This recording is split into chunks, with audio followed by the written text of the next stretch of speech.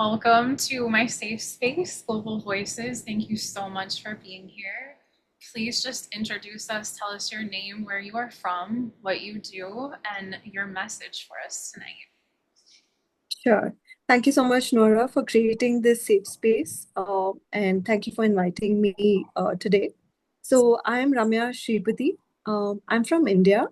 I was born and brought up in a city called Chennai. And all through my life, I've been a people pleaser. I used to be so scared to speak up. Literally, when my parents would come for the parent-teacher meeting, my teachers would tell them, please ask your daughter to speak up. We don't even know she's there in class. She's so quiet. So that was me. I preferred being invisible. I was totally conflict avoidant, and I just wanted, just peaceful coexistence. And then I grew up, and then I got into HR. So I was in the HR space. I worked with Accenture, Tesco, and few other startups. And after getting married and having two kids, I took a break from work. And also, I had uh, an issue with my thyroid where it started growing rapidly. It started pressing my windpipe and food pipe, and the doctor said, better to just get it out. So they checked for cancer. They said there's no cancer, but it's just gone rogue, and it's like pressing my windpipe and food pipe. So this was back in 2018. So I had to undergo surgery where they removed the entire thyroid gland. And Wow. after that was when I came across the fact that if you don't speak up for yourself, your throat chakra gets impacted, and the thyroid is in the throat chakra. So that got No. me very intrigued. And I was like, okay, probably it was too late to save my thyroid, but maybe I can help others who are out there who are facing something similar and who may think, okay, there's no big consequence to not speaking up, right? Maybe there's some discomfort, but I'll be okay with it. So that's why I moved from HR into life coaching space. So Wow. in the year 2020, I finished my life coaching course and I set Okay. up Activate.You. And primarily the first 1 year, I did generic life coaching because I wasn't sure which should be my coaching niche. So most people said choose career coaching or leadership coaching because you have like a HR background. That made sense, but my heart would gravitate towards emotions. And, in the sessions, there would be a lot of people who would talk about narcissistic abuse without using the word narcissistic abuse. They talk about the emotional abuse part of it, where they've been gaslit by someone, or there's a lot of blame shifting. There's a lot of triangulations. There are smear campaigns. So it got me very interested. I started researching about this topic, and the first person I saw was Dr. Ramani. So I think she's a global leading expert in the space of narcissistic abuse, Oh, wow. and she has so much content. It's all over like YouTube, and she has books. I think it's Not You is one book she's written. Should I Stay or Should I Go is another book she's written. Very clear, very articulate woman. I really look up to her because she has so much knowledge about this. So I learned a lot by researching and by seeing on this topic of narcissistic abuse. And that's when I started realizing that there are a lot of toxic people around us. It's just that we minimize it, we normalize it, we think that that's how it is. We need to just accept it. It's what we don't realize is when we accept something like that, that anger and that resentment doesn't just go away, it goes inward. It's in our body. It starts impacting our organs. So I also went on to become a shadow work healer That's in so cool. 2024. Yeah. Thank you. 2025, I finished the shadow work healing course. So shadow work is based on Carl Jung's work on the unconscious mind. So it talks about how we repress our emotions and it doesn't go away. What we see on the tip of the iceberg as our belief system, our actions, our behaviors is driven primarily by what is below the iceberg, which is all the suppressed emotions, all our limiting beliefs. So that gets suppressed and denied, and we don't feel safe enough to accept it. Like one example I can give is if you think that you're not a very angry person, like even I used to think I'm not a very angry person, we tend to suppress that anger, the healthy anger also, into our shadows. So what happens is when we come across someone who's very angry, we start getting triggered or we start going into a shell and we start judging that person. How can they be so angry? This is not right. But Yeah. then When we realize that even I have healthy anger, but I've never allowed myself to process it, to feel it, to express it. So that's when we bring it out from the shadow. Because if it's there in the shadow, it'll continue to control us for the rest of our life. We'll continue to kind of be triggered by people around us. But when we own that even I have this side to me, even I have something toxic in me, or something wrong in me, or something bad in me, and instead of pushing it away, instead of denying it, I'm like, very willingly and openly accepting. Because it's not like I have to grab a mic and tell that to the world. It's just telling that to myself, right? That I have Yeah.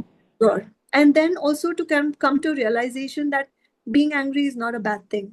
Being angry is showing you that someone has crossed your boundary, someone has done something wrong, which has hurt you. Yes.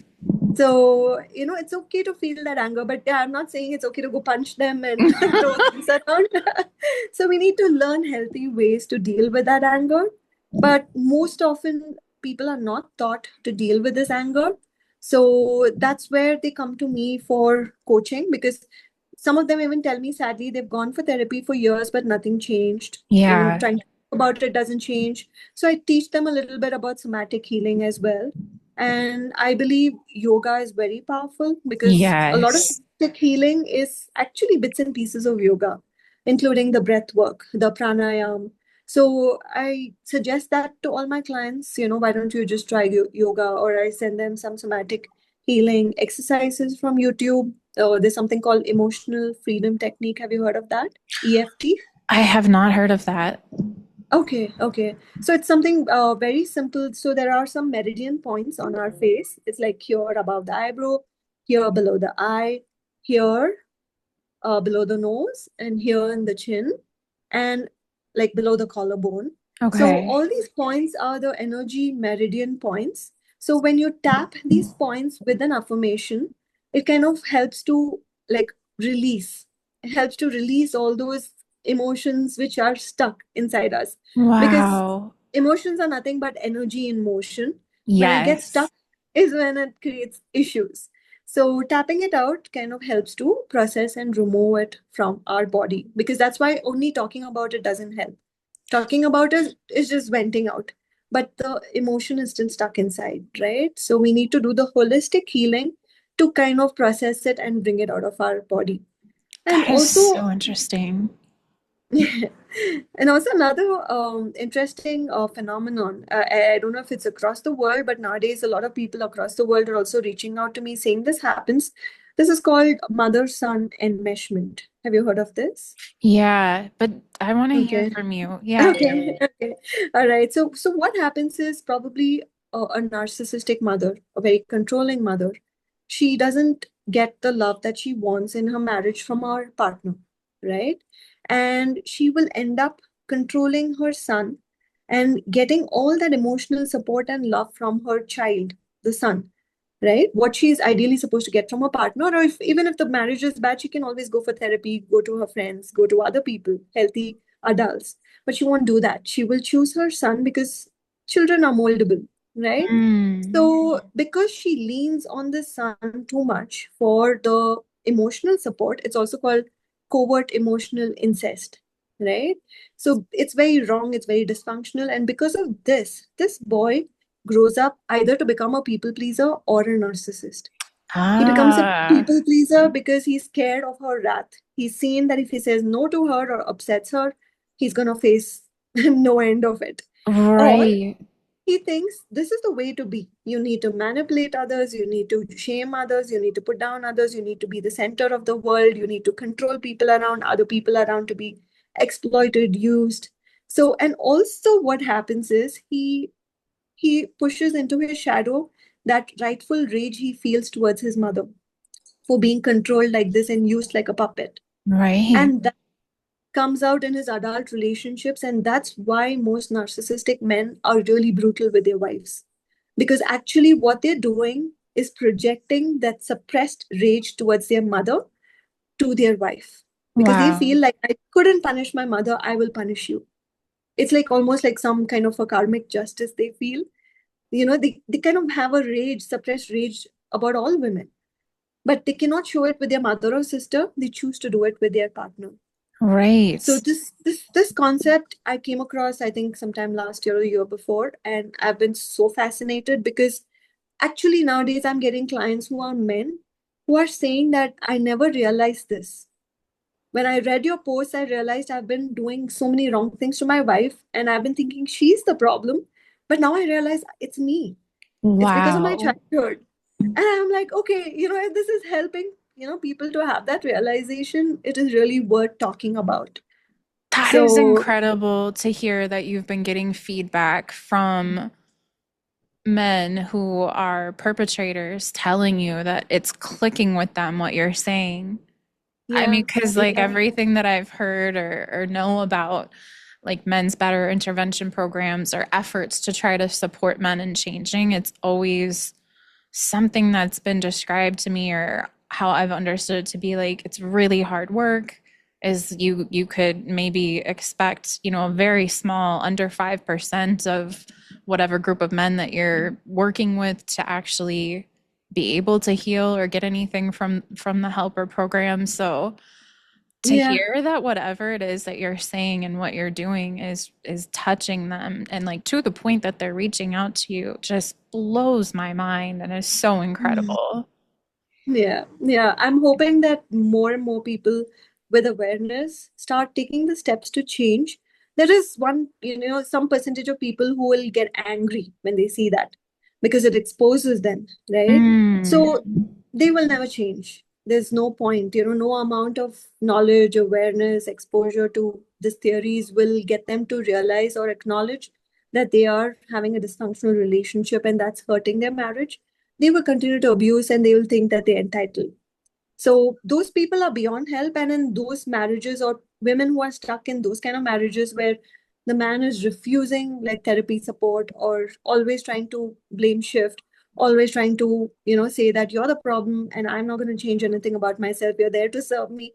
Those kind of men, I think let them go back to their mamas. You don't need to you don't need to fix them. You don't need to rescue them because they are beyond help, right? So it is their wow. karmas probably to continue to live with their mothers. And unfortunately, another girl gets stuck in that love triangle. Have you heard of the Cartman drama triangle? No, I have not heard of this. You're Okay, it's you're called teaching me so much right now. yeah, it's called the Cartman drama triangle. So it's a triangle between a narcissistic mother, her enmeshed son, and the daughter-in-law. Got So it. what Okay. happens is these three people, they keep changing the roles. So sometimes the mother-in-law is the perpetrator, her son becomes the rescuer, and the victim is the daughter-in-law, right? Sometimes the mother-in-law will pretend to be a victim to her son so that he continues to rescue her. And he attacks the wife on her behalf because he realizes that his mother is hurt because of something the daughter-in-law set a boundary, or she said no, or she said something back to that mother-in-law. So the son gets into the place of a protector for the mother, and he Right. becomes an aggressor for the wife. So they keep moving and shifting in this triangle. And the only way to break this triangle is to step out of it. Because if it's a narcissistic mother in law, she's never going to let go of the control of her son. So instead of fighting that battle, it is best for any woman who is stuck, who can, resonate with this of being stuck in this triangle, to take herself away. I mean, there is a lot of grief involved in a marriage ending, but when you realize that, this is beyond help and these things will happen not just for months or years, but it can happen for decades also. I have some clients who've come to me after like being married for 30 years. Right? Yeah. That's a long time to be stuck in that kind of a cycle or the pain. And apparently, after the mother passes away, this particular man will find a replacement for that. He No still won't way. love his wife the right way. He'll find some other like affair or something else to kind of punish this wife, right? Right. So it's best to just remove yourself from such drama triangles. There's no hope, no amount of therapy will change them. But if that man is very self-aware, if he acknowledges, oh my God, I'm seeing what is happening, and if he stands by his wife, even if he doesn't completely agree, if he says, I hear you, I believe you, that's all it takes, right? For a Yeah. wife to hear that from her husband that I believe what was done to you was wrong. I stand by you, I will protect you. But instead of that, if he continues to attack, I would suggest to any woman in this place, please get out of it, because things start as emotional abuse. It might be a subtle dig, it might be an insult in a gathering, it might be some passive aggressive comment, it might be trying to dehumanize them or criticize their work or tell them to quit their job or make them like financially dependent on them. So these are all signs of abuse, which most women miss because it seems too small. Because how can I say I ended my marriage because he insulted me or called me a clown, right? Sure. But actually, when you look back and look at the patterns, that's what leads even to physical violence also, right? So these Yes. are all signs that this man has anger issues. If he can't control his mouth, someday he can't control his hand. He's not someone safe to be around. It's best to end the marriage. And there's another angle to this. A lot of women tell me they stay in such marriages because of the children. They share children with them, and sometimes the children have a good bond. It's not like the children don't have a good bond with the abusive father, Sure. right? So maybe he's a very good father. So because of that reason, the mother feels maybe I can sacrifice my own well-being for the sake of my children, because my children also deserve a family which is not broken, because society has conditioned us to think that if you leave that marriage, your family is broken and Right. your children are broken.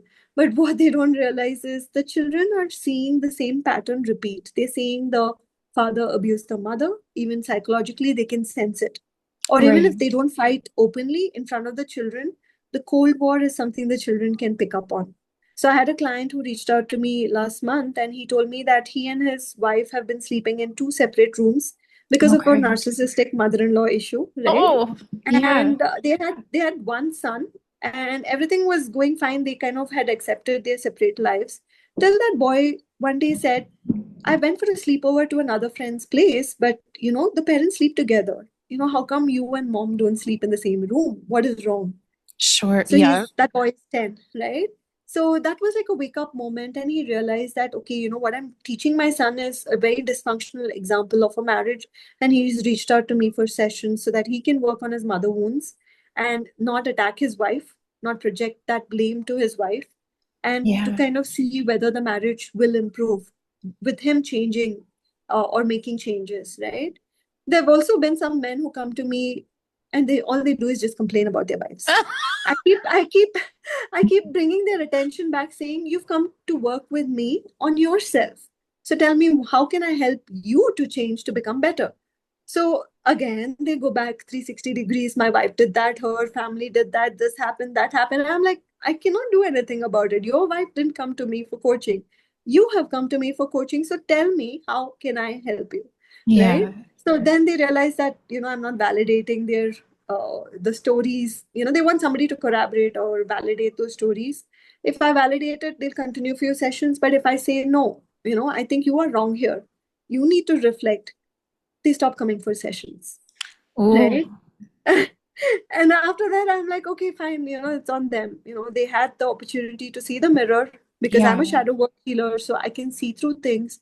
I show people the mirror, and if people are uncomfortable with the truth, they can stay away from me. I have no problem, but I will continue speaking the truth. So, yeah, this is about the work I do. So, I hope Oh you my found gosh, it's it. so cool what you do.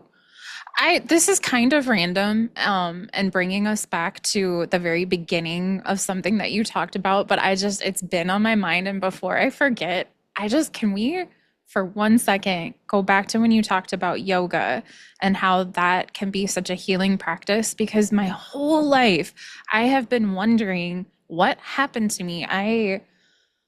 Must have been like probably it was in my early 20s, and it was so maybe like 5 years ish, give or take, after I got out of a pretty bad situation. And I would argue still to this day, post separation abuse, I'm still dealing with it. But this was like 5 years out of more or less being safe, if that makes sense, and having like no proximity to the situation. I'll put it like that. Um, but I was in like just a gym that offers yoga classes. I wasn't going for any other particular reason. It was just your what I thought was going to be an average day at your average yoga class. And Okay. like I still to this day I'm like what happened to me because this woman that was leading the class, she wasn't intending for there to be anything other than just you doing yoga, but the way that she was leading us through it, I remember at the end, we had like laid down on the floor, and I remember she instructed us to close our eyes. I remember my eyes were closed, and she was saying something to us. I don't remember exactly what it was, but she was kind of walking us through some relaxation technique on the floor with our eyes closed. And I just started bawling. Like I was in public, I was around strangers. I did not want to start crying. I don't know to this day what was I crying about, but like I couldn't help it. It was just happening to me. And I don't know, like I left that class that day and this was years ago and still to this day I'm trying to figure out like why did that happen to me? And I'm wondering It if was you a release. okay. So some particular, experience in yoga has helped you kind of release whatever the grief that you've been suppressing. So maybe you felt that release at that point. You let it out of your body, right? So in shadow work also, we learn something called organ sound healing, where there are certain sounds you make to heal different organs. A lot of grief gets stored in our heart and our lungs. So when you have heart issues or lung issues, it's actually grief which gets stuck there. So the sound to Wow. heal the heart is ha, like a sigh. Ha, Huh. right? So like that, there are different sounds for different organs. So I can share that with you like after the meeting. So there's a YouTube video which explains the different sounds. So a lot of worry gets stored in the kidney. The sound to heal the kidney is shh, Mm. right? So and a lot of anger gets stored in our liver, and the sound I'm sorry, the sound to heal the liver was sh. The sound for kidney was chue, or something like that. Yeah. So that video has all the exact sounds to make, and apparently that's the sound of the organ. And when you make that sound, it helps to release whatever emotions are stored in that particular organ. So you need to kind of do this holistic healing to release all the trapped traumas. And also another thing which really helps is just tapping on your chest. Just try doing that. Just tap on your chest. Mm. How does that feel? So soothing, so Yeah. comforting. Yeah. So I suggest this for all my clients who have anxiety, overthinking. So tell them to just tap their chest or even gently rub the chest, right? So because Yeah. the heart is around this area, right? So it Yeah. feels that kind of reassurance and that kind of soothing which is required for the healing. So just talking does not help. So that's why I always reiterate. And there's another thing that you can also look up. Have you heard of this Hawaiian healing prayer called Ho'oponopono? Yes, I have. I recently watched a documentary. I think it was called like Emotions. I think that was the name of the documentary. I hope I'm getting that right. But it was, have you ever heard of the Gaia Network? It's The work? the Gaia Network. It's like a No. Netflix, but it's not Oh, Netflix, okay. it's Gaia. Okay. But Okay. that's where I saw it on. But they, Okay. yes, had this documentary where they had a speaker on there that talked about that. And that's where I Okay. heard it from. But I Okay. love that so much. But Yeah. can you Yeah. So, share for anybody that hasn't heard of it? Will you yeah. explain it? Yeah. Yeah. So the Hawaiian healing prayer, Ho'oponopono, it's very simple. You just think of the person who's hurt you the most and you wish them well. You don't curse them. You don't wish bad for them. But you tell them that, I'm sorry if I've hurt you. Thank you for being in my life. I love you. Right? Please forgive me. Mm. So just these few things and on a repetition, you just keep telling that every time you think of them, instead of wishing bad for them, you send them some positive healing and good wishes. So what invariably happens is their soul feels it. So I also believe that we have many lifetimes. It's not just this one, right? So we Yeah. carry memories from past lifetimes into this lifetime. So maybe in some other lifetime, I have hurt them. So they've carried that memory. So in this lifetime, I did nothing wrong, but they remember this person has done something bad to me. I need to hurt them the same way. So when you're Mm. asking for that forgiveness, it's not for this lifetime, but it's for some other lifetime. Their soul feels it. And when they feel like, okay, I don't need to hurt this person anymore, they either just walk out of your life or they stop hurting you and they continue to be in your life. One of the two happens eventually, That right? is So most so powerful. But I have to ask you, like, no matter how powerful I believe that that is, and I do trust what you are saying, for people that are listening who are going through whatever it is that they're going through and they are hurting at whatever depth of pain that they are hurting, and they hear that, do you have any advice or feedback for how can a person push past that pain and that hurt and that anger or whatever it may be that would block them from truly being able to say those words and actually authentically mean them? Because that, yeah, great question. yeah. Great question. Yeah. I get this a lot from my clients too, saying like, no way. You're asking me to wish them well. Do you know what they've done to me? Right. So I hear this often. I hear this often. See, it is difficult. I get it. Right. But all I'm saying is try. Keep trying. Mm. And someday you will feel that peace within, which will allow you to take that step forward, right? Because otherwise we stay stuck in that lower vibration. I always believe people who are trying to pull us down, they obviously below us for a reason, right? Wow. Because if they were at the same level as us, they won't be trying to pull us down. So because they see that we are way above them, they want to pull us down to their level. They want us to engage in a dirty mud fight like dirty pigs. Pigs enjoy it. We don't.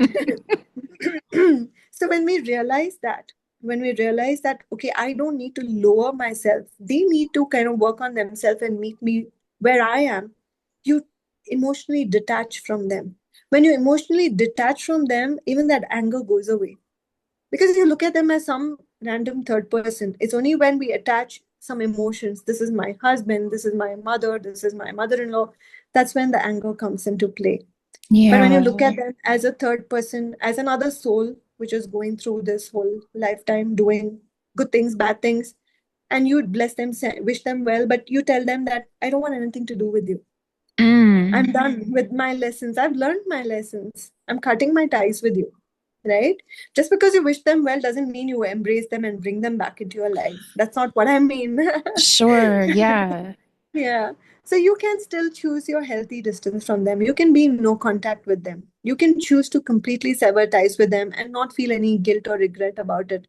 A lot of people carry guilt or regret, especially if it's a parent that they've cut off, right? Sure. Yeah. So I would say that, the parent or the person in your life had every chance to kind of mend things, to take accountability for what they did and to kind of really show you positive changes. But if they are doing just the opposite, if they're denying everything, minimizing your pain, saying, I did nothing wrong, and they continue to do the same toxic behavior in a pattern over and over and over, there's only so much that your soul can also take, right? Mm. You don't need to continue to be around them. You can take yourself away. And I think, I of late, I see a lot of posts about what the Bible teaches and how people kind of flip what is there in the Bible, saying that Jesus said you need to forgive.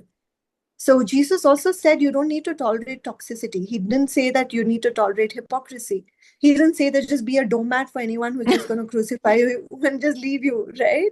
Yeah. So we are not expected to be Jesus. But he showed us that when you forgive, you are letting go of that anger and that resentment. But that doesn't mean you continue to have that person in your life. I think that's been a big shift for most of my clients because they think if I forgive them, then my pain doesn't matter at all. Oh, If I forgive yeah. them, they want to come back into my life. I am not ready for it. I don't feel safe yet. So I Yeah. tell them, it's okay. I understand. You don't need to forgive them and immediately pull them back into your life. You forgive them, you release them from your life. If they're meant to stay, they stay. If they're meant to go, they go. Right? Yeah. Not everybody is meant to be with us forever. We all come alone, we go alone. We don't need to have this baggage of having a toxic person around us all the time. So, I hope that helped. Yeah, very much. This has been such a powerful time just in the time that we've spent already. I am so impressed with the work that you do and the lens that you look at it from. And it's so clear and so obvious that you really like understand what it is that you are saying, and the, I want to say like the force or the directness or just the like assertiveness that you have with it is, it gives me goosebumps. I love it. Thank you so much. That means a lot. That means a lot. So, It's very grounding. And it's also too, I think like I love that you're here and that you're sharing this, because I really do feel like you're bringing like a holistic lens that so many people don't know about or don't think about, or it doesn't occur to them to integrate or even consider as a part of their safety plan or as a part of their like healing. I don't want to say exactly when, because I think that you can start your healing journey at any time, but um what are like thoughts that you have about things that you have seen to be most impactful, most effective, most helpful for people that have experienced gaslighting and narcissistic abuse or domestic violence? What is there a modality or something that you're like, huh, this seems to really be helpful and work across the board? Or does it feel to you there isn't one thing, it is very unique to each individual depending on what it is that they need? yeah, yeah. So I believe in narcissistic abuse, it's like a playbook. It's very predictable, right? The gaslighting, the blame shifting, the projections, the triangulations, the manipulations, the exploitations, they are just the same. So every time I sit with a client and I give them the vocabulary, I'll be like, what you've experienced is gaslighting. So when they have the vocabulary, they're able to make sense of what they're going through. Till then, it's like crazy making behavior. They're like, I don't know what I did to get this big a reaction. All I said was, I didn't like this, or all I said was no. And Mm, this is the kind of reaction I got from them, right? So they try to understand and they think that something is wrong with them, right? So that's what narcissists are good at. They are good at making you think that the problem is you. You right. need to change something, and then everything is going to be fine. So you might spend months, years, decades trying to fix yourself. And there's a term called moving goalposts. Have you heard of that? No. Okay. So narcissists do this to keep you continuously exhausted trying to please them. So you might think the goalpost is this way, and you might work so hard to move the ball towards the goalpost. When you're right there, they might say the goalpost is on the other end. See, that might confuse you. You might be like, no, I think you said it's this. They'd be like, no, you heard me wrong. It is the other end. What Right. happens in this process? You're not just exhausted, but you begin to self-doubt. You start thinking, I have a memory issue. I have a Mm, listening issue, right? So instead of tackling them and instead of telling them like, hey, make up your mind. You cannot just keep making me run around like this, trying to please you. You end up actually exhausting yourself trying to figure out and trying to please them. So one of the things that really helps is to educate yourself about narcissistic abuse, because it is an exact playbook that they use. There's nothing new, nothing surprising. You know one, okay. you know everyone, right? So, so when you know the playbook, when you know the red flags, the next time you come across a toxic person, the very first red flag, you're out. You're not going to be sitting and hoping and waiting, saying, I'll give one more chance, I'll wait for one more, red flag. You're like, no, I know how this feels. I know I've gone through this and I'm not going to go through this again. You stop over Right. explaining, because most clients of mine have spent a lot of energy over explaining. And when you over explain, most people even get re traumatized. Because when you explain something that you've gone through over and over, which happens in therapy also, by the way, because when you change therapists, you have to again go back, explain all your traumas. Yeah. That traumatizes the person so badly, right? Because your body doesn't know you're talking about something in the past. Your body thinks this is happening to you now. That's why it Right. makes you cry. So, something would have happened 20 years ago, but if you think about it now, you can still get tears in your eyes because your body thinks it's happening again to you now. So, Right. more than that original event, it is our thoughts about that event which hurt us more. That person who hurt us has done it once and gone. They slapped us once and they walked out of our life, but we are carrying that pain within us. We are Right. processing it again and again and again, and it's like being slapped a million times, Right, but right? we're doing it to ourselves in our own head. Yeah, and that leads to most survivors of domestic violence and abuse to having something called complex PTSD. Have you heard of that? Yes, yeah. CPTSD, yeah. So that is something very sad because most people don't even know or they're not aware that they have that. All that overthinking, the over explaining, or the whole, like, okay, I'm the victim, I'm hopeless, nobody can help me, or I cannot help myself. All that comes from having CPTSD, Yeah. right? So without help, it's very hard to move out from that and to heal from that. So that's why to have a therapist or coach who understands narcissistic abuse is so important. Because in my sessions, I do not let them go deep into their traumas unless and until it's really bothering them that day and they say, Ramya, I want to share this, I want to get this out. Yeah. Otherwise, I can deflect their attention back to that has happened in the past. What can you do now? What can you do Okay. now to protect yourself better so that in future this doesn't happen again? And I keep Yeah. reminding them, you're the hero of your life. You're not a victim of your life because you have to sit in your driver's seat of your life to make the changes. If you're sitting, in a very submissive stance, saying someone is going to come and save me, nobody is going to come.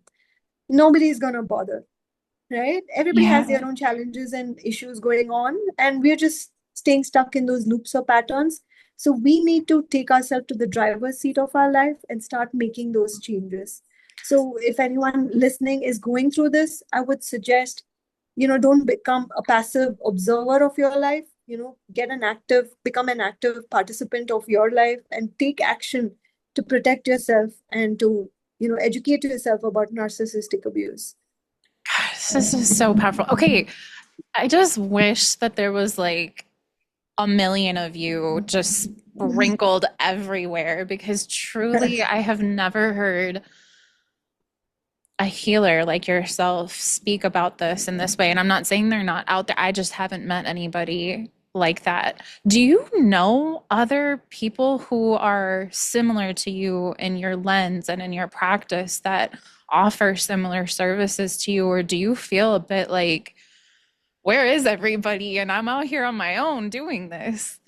There are a lot of people who are in this space right now. So there's this guy, Danish Bashir. I think he has a Instagram handle called Narc Abuse Coach. So his posts and his content is amazing. You should look him up. Okay. It's very, very articulate and very, very accurate. So there are a lot of other people, Dr. Ramani again, Kim Saeed, Melanie even something. Chelsey Brooks. I think she's written a good book. I don't recall the name. And there's a guy called Carl Knickerbocker. He's written a book called The Parallel Parenting. It's a very good resource for anyone navigating co-parenting with a narcissist, right? Okay. Because the abuse doesn't end with a divorce. No. If you're a co-parent with a narcissist, the abuse continues. Like Yes. even the divorce battle is a nightmare, Yeah. and it continues with the custody and the child, the sharing time and everything. So the manipulations, the humiliations, the exploitations, everything continues. So in that book, he teaches techniques and tactics to kind of deal with such people and how to grey rock them, how to outsmart them, right? Yeah. Finally, it becomes that it's not that you become a manipulator, it's just that you learn to defend yourself better, right? It's Right. almost like you're being boxed every single day when you step out of your house, and then you secretly enroll in kickboxing classes and you just whack the shit out of them. So pardon my language. Not So, at all. When you get time, no rush, but when you get time, would you be willing to send me a little like paragraph or a link to all of these people that you were referring sure. to and any books, Yeah, resources that you know of? yeah, Because yeah. I just know like I can imagine that there would be so many people listening to you right now, and they're going to be thinking to themselves, like, how do I get in contact with her? I want her to be my like healing coach. Okay. And if you know of anybody that's similar to you and Okay. your approach and lens, I would Okay. love to just like get people connected Sure. with Sure. that because Yeah, this I will is share that. really Yeah, I will so share that with powerful. you. Yeah, we need more healers, is what I feel. And Yes. yeah, yeah, I think the more the better. So I am more than willing to share. I will share those details with you. Thank you so much. Yes, because yeah, I think that there's just so many pieces to this issue. It spans across time and space, right? And it's so complicated and nuanced, and we need so many good people in all different areas, whether it's a friend or a family who is a part of your safety plan, or if it's a judge or a lawyer, a social worker, I don't know, the police or whatever it is, right? Everybody kind of has their role that they play and a need to understand this issue. But I don't know. I have like such a special heart in or place in my heart rather for people like yourself that do that like actual healing part of it so that folks that are coming out of it or in it or wherever they're at that have been damaged are made to feel or think that they are no longer whole and to help bring them back into alignment with knowing like nah, you always were, you are now, nothing's gone wrong, Yeah, like, yeah. and to reclaim that I don't I think oh my, you're just like my hero. Yeah, thank you so much. There was one important thing I forgot to speak about. It's called reactive abuse. Are you aware of that? Yes, actually somebody I was speaking to earlier today, I think They we're mentioned that. I think Yeah. you're talking So about the same thing. because some clients of mine, they come to me saying that, am I the narcissist? Mm. I've never had anger issues, but off late I'm like exploding for every small thing. I don't know what's going on. Right. So that Yes. is reactive abuse because you've been provoked and provoked and provoked for a long time. So eventually at some point you're going to crack. Right. But instead of offering ourselves compassion at that point, if we offer judgment and shame, we are not going to heal. Right. So Mm. I would like to highlight this that, reactive abuse doesn't mean you are bad or you are wrong. You were just responding to a very unkind or abusive situation. It was almost like a coping mechanism or a defense mechanism, but that doesn't need to be your baseline behavior for the rest of your life. You can learn like better ways to heal so that you can show up better and not be this angry person all the time because somebody did, wrong things to you some 10, 20 years ago. Yeah, right. Mhm. Okay, so one of the things that, if you are willing to talk about, that I like to end these conversations on is how do you do this work? Because from my point of view, from my perspective, I look at this and I think this is so hard. Like this work is so incredibly, I mean, it's just hard work. It's not it's so serious and it's so tragic and it's the pain is so real and it just is like never ending and it keeps coming and it doesn't seem to be getting better and all of the things. And Mm. so yeah, I'm so curious how you do your own self-care to sustain yourself in this work, and have you ever experienced burnout, or yeah, what does that look like for you?